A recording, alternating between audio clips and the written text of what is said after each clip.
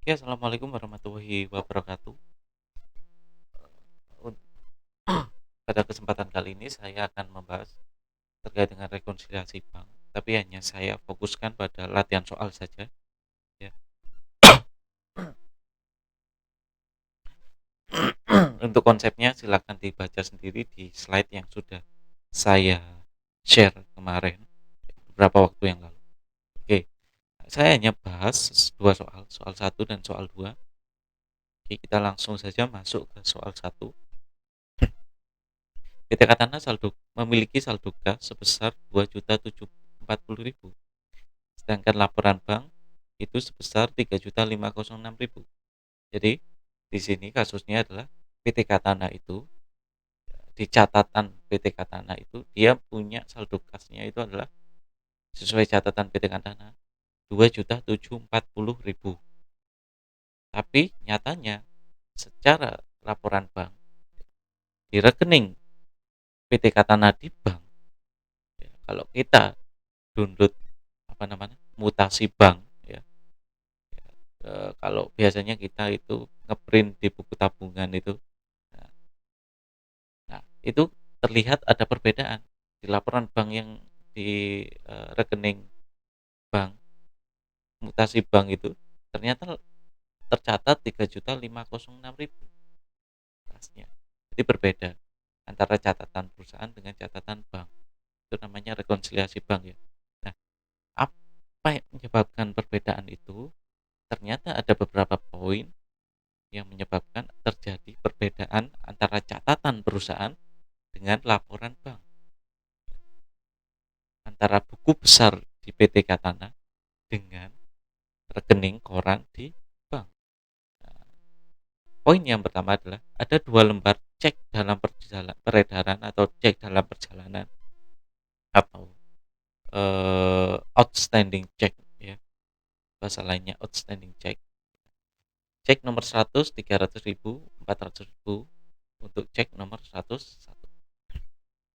Oke.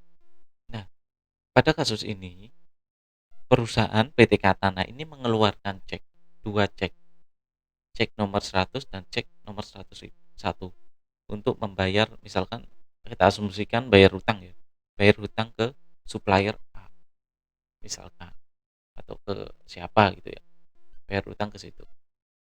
Nah, ketika PT Katana mengeluarkan cek, ngasihkan cek itu ke PT A misalkan, nah otomatis PT Katana kan sudah nyatet duitnya berkurang 700.000, kan? Tapi karena PT A tadi, supplier tadi, masih megang ceknya, belum dicairkan, otomatis laporan di bank itu kan tetap belum berkurang 700.000 karena belum dicairkan. Nah, oleh karena itu, nah di sini yang harus menyesuaikan adalah banknya. Bank tersebut harus mengurangi saldo di bank tersebut, harus dikurangi sebesar 700.000 dengan keterangan cek nomor 100, outstanding check, ya. Sorry. Outstanding check nomor 100 dan outstanding check nomor 101. Yang pertama adalah 300.000, yang kedua adalah 400. Sorry, nolnya kurang. Tuh. Oke. Nah, oke. Nah, di sini cara gampangnya kalau teman-teman, cara mudahnya, ya, outstanding check. Kalau ada kata-kata setelah kita baca ini ternyata ini termasuk outstanding check, itu berarti pasti akan mengurangi saldo di bank. Jadi ini pasti di sini. Outstanding check itu posisinya pasti dikurangi di saldo menurut bank. Itu yang harus teman-teman tangkap, ya. Ada beberapa poin-poin yang posisinya pasti di situ. Ya. Kalau kita sudah nemu ini, untuk poin pertama ini ternyata outstanding check, oh pasti dia masuk dikurangi di sisi bank. Oke, ini. Kemudian yang kedua, poin yang kedua adalah setoran dalam perjalanan sebesar 240.000. Jadi perusahaan ya, perusahaan itu nyetor ke bank. Dia minta tolong ke karyawan. Ini kasusnya ya. Jadi perusahaan itu menyuruh karyawannya untuk nyetor duit ke bank ya sebesar 240.000. Ketika duitnya dibawa karyawan, ya, ketika perusahaan ngasihkan ke karyawan, dia kan nyatat, ya kan, uang kas banknya akan bertambah 240.000. Sorry, tambah 240.000 kan. Ketika karyawan ini bawa duitnya ke bank, ternyata banknya tutup, mungkin sudah kesorean gitu ya, sudah nggak menerima pelayanan, sehingga pada hari tersebut terjadi perbedaan pencatatan. Perusahaan sudah plus 240.000, nah bank ini belum ada plus 240.000. Kenapa? Karena ketika karyawan ini mau menyetorkan, itu sudah tutup banknya, maka karyawan menyetorkan lagi di selanjutnya, di hari kemudian, atau di hari ketika bank itu buka ya. Oleh karena itu masuk ke dalam komponen setoran dalam perjalanan, dan setoran dalam perjalanan ini atau deposit in transit ini pasti menambah di bank. Nah, ini poin-poin yang posisinya pasti di situ. Ini kebalikannya cek dalam perjalanan ya. Deposit in transit.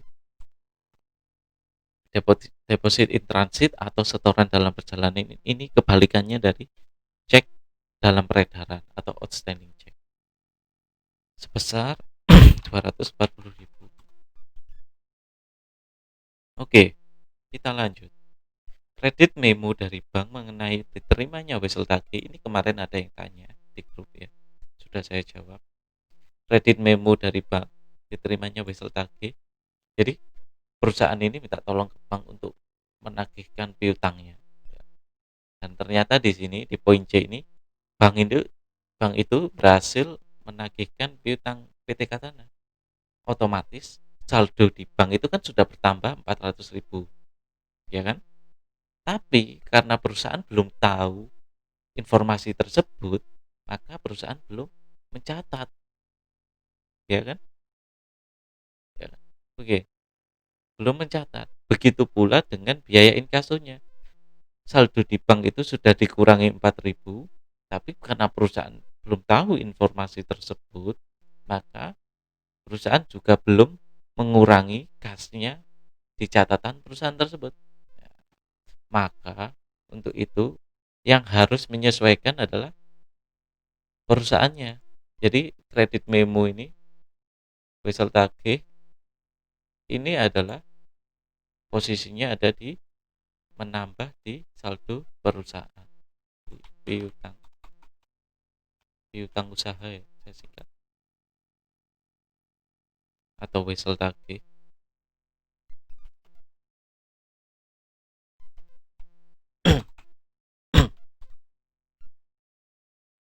Jadi menambah di perusahaan. Perusahaan harus nyatet juga 400.000 karena duitnya sudah masuk di bank 400.000.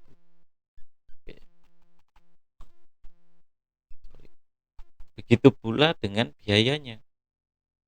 Biaya, kalau tadi itu piutang, pemasukan, kalau biaya berarti mengurangi saldo di perusahaan. Ingat, kalau ada kata-kata biaya pasti dia mengurangi di saldo perusahaan. Nah, kalau ada piutang wesel, pokoknya piutang-piutang yang ditagihkan oleh bank itu pasti akan menambah di perusahaan. Posisinya pasti akan di sini, menambah saldo perusahaan. Kalau biaya itu pasti mengurangi. Biaya inkaso 4.000. Oke. Next. Terdapat cek kosong 40.000.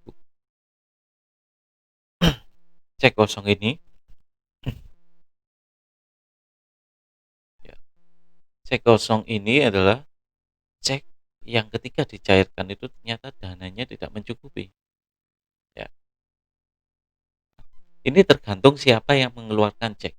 Kita asumsikan yang mengeluarkan cek ini adalah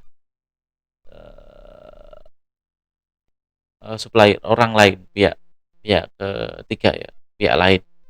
Jadi ada PT A itu ngasihkan cek ke kita, ya, ya ngasihkan cek ke kita berarti kan eh, duit kita pegang cek.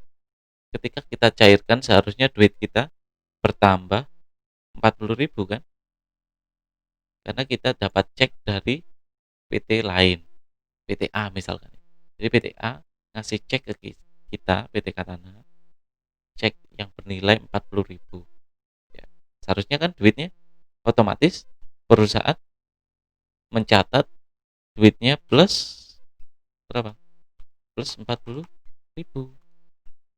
Tapi ketika dicairkan, ketika sudah dicatat plus 40.000, uang saya bertambah 40.000. Nah, ketika dicairkan ternyata cek dananya PT A ini tidak mencukupi, sehingga dananya dikembalikan. Sehingga dananya tidak masuk ke rekeningnya perusahaan. Ya. Nah, itu namanya cek kosong. Maka yang harus menyesuaikan adalah perusahaan yang tadinya sudah terlanjur mencatat plus 40.000, maka harus dikurangi cek kosong.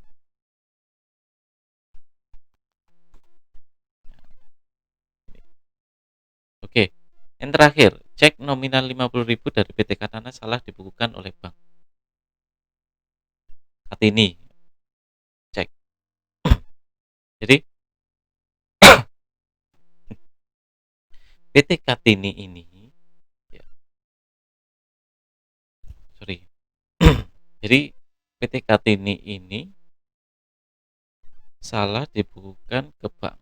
Ya, salah dibukukan oleh bank. Jadi PT Kartini ini mengeluarkan cek dengan nominal 50.000.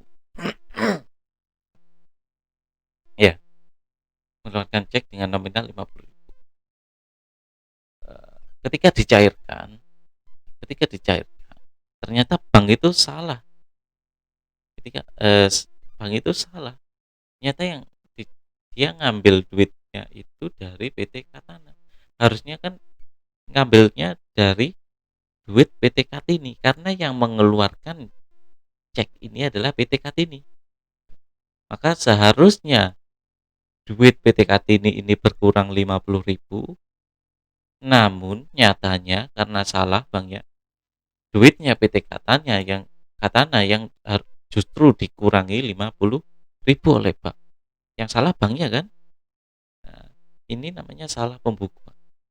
Karena yang salah banknya sudah terlanjur duitnya PT perusahaan PT Katana itu sudah dikurangi 50.000 di rekeningnya, maka duitnya harus dikembalikan kan? Kalau dikembalikan berarti menambah. Salah pembukuan 50.000. Nah, balance sudah kan. Jadi seperti itu. Silakan video ini nanti di-download boleh. Oke, kita lanjut soal yang kedua. Nah, saya sudah punya template-nya. PT apa itu? PT Cahaya Cemerlang. Saldo menurut perusahaan 9.520.000. Saldo menurut bank 9.800.000. Oke.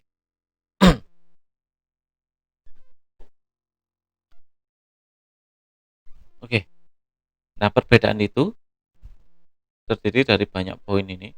Yang adalah cek nomor 1336 sebesar 60.000 masih dalam peredaran. Nah, ini tadi sudah ya. Dicek yang masih beredar. Tadi istilahnya adalah outstanding check. Cek dalam peredaran itu outstanding check. outstanding check pasti dia masuk di saldo menurut bank, di sisi bank masuknya ditambah apa dikurangi? Pasti masuknya dikurangi. Outstanding check nomor 1336 sebesar 60.000. Oke, gitu ya.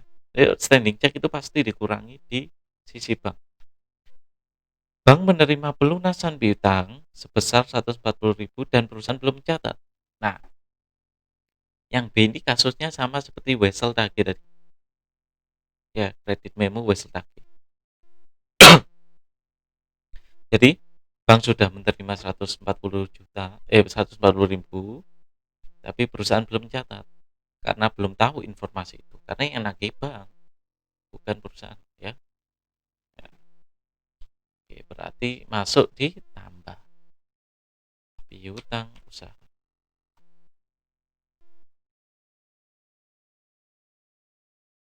Berapa? 140. Oke. Kemudian yang C. Setoran tanggal 30 Juni belum dibukukan oleh bank. Nah, ini tadi sama sama seperti setoran dalam perjalanan.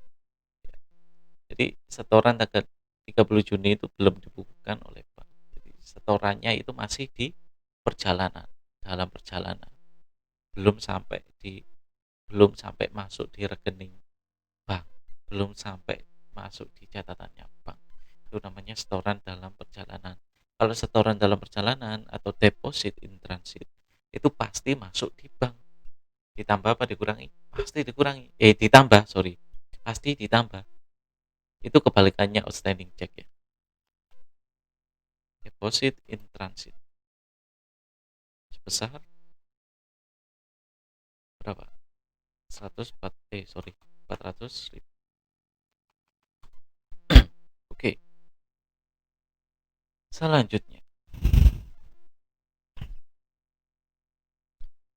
setoran perusahaan sebesar 480.000 dicatat oleh bank 880.000. Nah, ini kasus salah catat. Jadi kalau teman-teman ketemu kasus salah catat itu tergantung siapa yang salah mencatat. Teman-teman harus identifikasi dulu, dianalisis dulu siapa yang salah mencatat. Nah, dalam kasus ini yang salah mencatat adalah bank. Berarti nanti masuknya adalah masuk di sisi bank. Udah, itu ditangkap dulu. Berarti nanti masuk di sisi bank. Tinggal ditambah apa dikurangi. Nah, kita lihat di sini. Setoran perusahaan itu nilainya 480.000. Ya. Jadi setoran di perusahaan itu nilainya 480.000. Di di bank itu nyatetnya 880.000. Lebih tinggi kan? Seharusnya 480.000, tapi bank nyatetnya 880.000. Maka agar saldo bank dan perusahaan sama, maka saldo bank harus dikurangi 480.000. Kan gini. Nah, gini kan.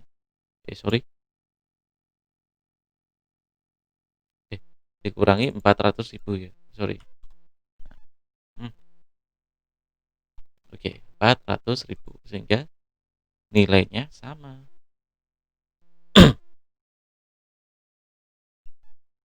Berarti masuk di sisi bank dan dikurangi. Salah catat. 400.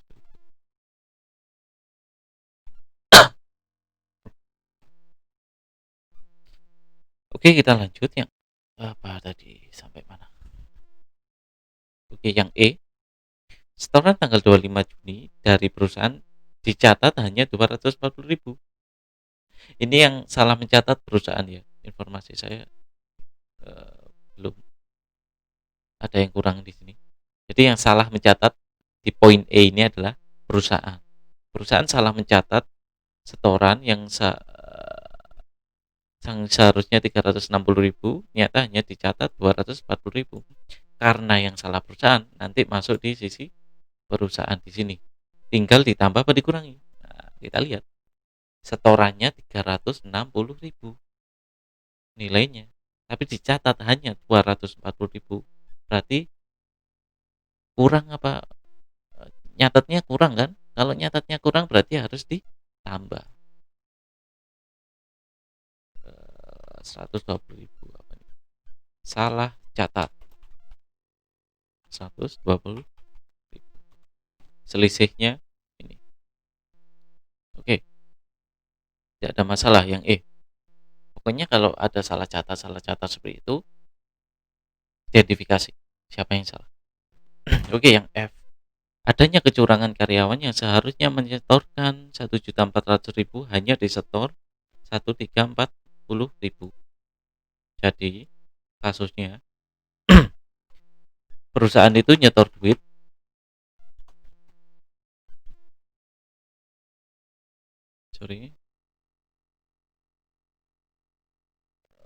1.400.000.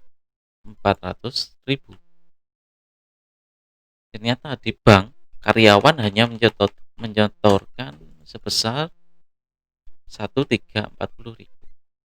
Beda kan? Jadi perusahaan itu ketika ngasihkan duit ke karyawan, tolong ini disetorkan ke bank. Nilainya 1.400.000. Dicatatlah oleh perusahaan 1.400.000 di jurnal. Ya. Kemudian ketika sampai di bank, karyawannya ini curang. Dia ambil yang 60.000, dia setorkan hanya 1.340.000. Jadi catatan di bank ya cuma 1.340.000. Siapa yang salah? Yang salah karyawannya, memang. Jadi bank di sini siapa yang harus membenarkan? Yang harus menyesuaikan siapa? Yang harus menyesuaikan adalah perusahaannya. Tidak mungkin bank yang menyesuaikan karena duit realnya yang masuk bank 1.340.000. Maka yang menyesuaikan harus perusahaan. Dikurangi duitnya 60.000.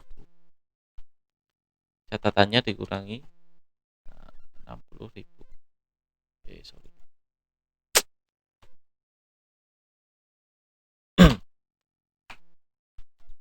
Dikurangi 60. Berarti masuk di perusahaan ya di sisi kurangi kecurangan karyawan 60.000. Oke, yang G, setoran dari Cahaya Ceria sebesar 200.000 oleh bank dibukukan ke rekening Cahaya Cemerlang. Jadi gini, ini termasuk di salah catat atau salah pembukuan kalau di bank. Nah, di Cahaya Ceria ini nyetor ke bank 200.000. Kita kan mengerjakan soal PT Cahaya Cemerlang. Nah, mungkin karena namanya mirip, bank itu salah. Setoran itu dimasukkan ke rekeningnya PT Cahaya Cemerlang. Nah, salah kan?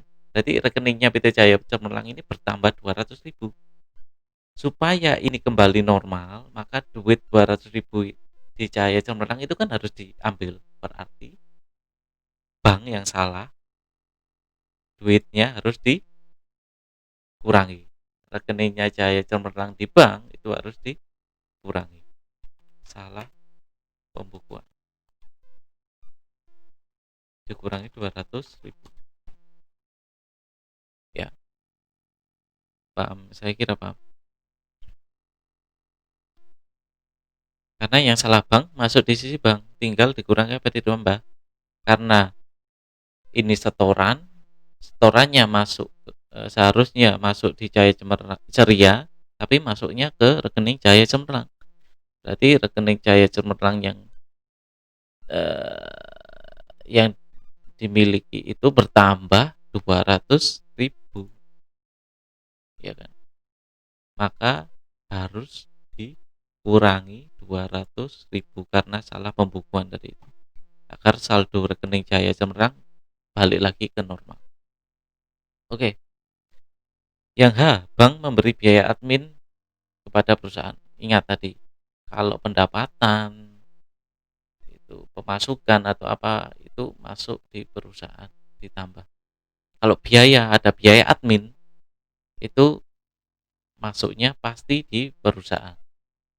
Jadi masuk di sisi perusahaan dikurangi karena biaya dia dikurangi. Biaya admin 188. Jadi seperti itu. Kalau ada biaya admin itu pasti masuk di perusahaan dan dikurangi. Biaya admin, pajak yang dikenakan oleh bank itu semuanya nanti masuk di saldo menurut perusahaan. Jasa giro itu terus pendapatan bunga itu nanti karena itu pendapatan ya bagi perusahaan masuknya di perusahaan. Jadi nanti kalau teman-teman ketemu jasa giro pendapatan bunga itu pasti masuk di perusahaan dan ditambah. Tapi kalau ketemu biaya admin, pajak itu akan mengurangi di sisi perusahaan. Ingat-ingat ya. Oke, lanjut. Yang I.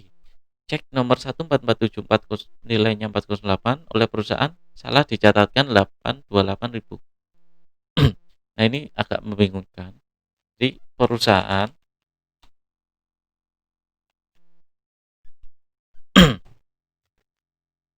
jadi perusahaan itu mengeluarkan uang. Ini catatan. Ya. Jadi perusahaan itu mengeluarkan cek atau mengeluarkan uang sebesar 408.000. Berarti kan duitnya perusahaan berkurang 408.000. Duit realnya ya. Duit realnya kan secara real uangnya itu berkurang 408.000. Tapi ternyata perusahaan salah mencatat duitnya. Kalau salah mencatat ya, yang seharusnya dicatat duitnya minus 408.000 atau saldonya minus 408.000, tapi dicatatnya justru minus 828.000. Karena ini cek ya. Cek itu berarti perusahaan mengeluarkan uang. Kasusnya itu mengeluarkan uang dengan nilai 408.000, ya berarti kan duitnya minus 408.000 nih, ya kan? Tapi perusahaan nyatetnya duitnya itu minus 828.000 bukan minus 408.000. Maka supaya catatan perusahaan sama dengan uang yang dikeluarkan atau cek yang dikeluarkan, maka catatan ini harus dikurangi apa ditambah. Kalau kita kurangi, selisihnya berapa sih? 420.000 ya. Kalau kita kurangi, berarti nah, saldo perusahaan justru jadi minus 1.248.000, bukan 408.000. Maka ini harus kita tambah. Di catatan itu harus ditambah 420.000. Sehingga saldonya menjadi 408.000. Sama kan? Seperti itu. Jadi coba dipahami lagi ya. Kata-kata saya pelan-pelan ya. Diulang lagi. Silakan videonya ini boleh di-download, boleh didengarkan diulang-ulang. Seperti itu. Jadi uang untuk menyamakan uang yang dikeluarkan perusahaan atau cek yang dikeluarkan perusahaan sebesar nominal 408.000 dengan catatan perusahaan yang nyatetnya itu lebih besar tapi minus karena cek ya.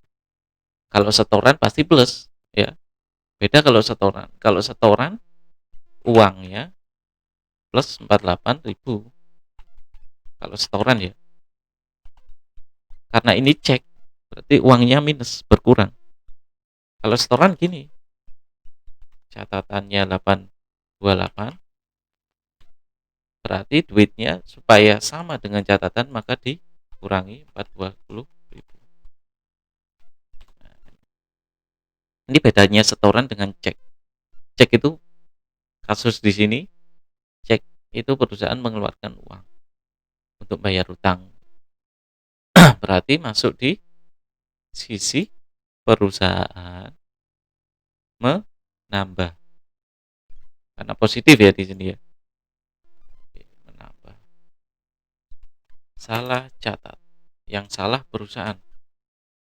Tambah 420. Kemudian yang J, cek nomor dari Tuan Budi sebesar 200.000 oleh bank dikembalikan karena dana tidak mencukupi. Cek kosong. Cek kosong itu pasti. Kalau yang mengeluarkan Tuan Budi, ya, kalau yang mengeluarkan bukan perusahaan, itu pasti masuk dikurangi. Cek kosong 200. Jadi kasusnya Tuan Budi bayar 200.000 ke PT Cemerlang. Kan otomatis sudah nyatet tuh perusahaan 200.000, uangnya plus 200.000 di jurnal. Nah, ternyata ketika dicairkan 200.000 itu nggak ada nominalnya, nggak bisa dicairkan, ceknya kosong. Maka catatan di perusahaan itu harus dibenerin. Yang tadi plus 200.000 maka harus dikurangi 200.000 dengan catatan cek kosong. Oke. Oke, yang C, sudah ya yang C. Yang terakhir, bank belum mencatat setoran perusahaan sebesar 212.000. Yang belum mencatat siapa? Bank. Karena itu setoran perusahaan. Berarti di sini deposit in transit. Setoran dalam perjalanan itu 212.000. Oke. Hasilnya balance ya. Oke.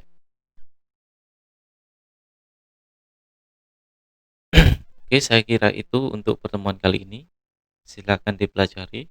Ya, apabila ada pertanyaan silakan di share, ditanyakan melalui grup WA ya, atau di Google Classroom, terserah. Saya akhiri, assalamualaikum warahmatullahi wabarakatuh.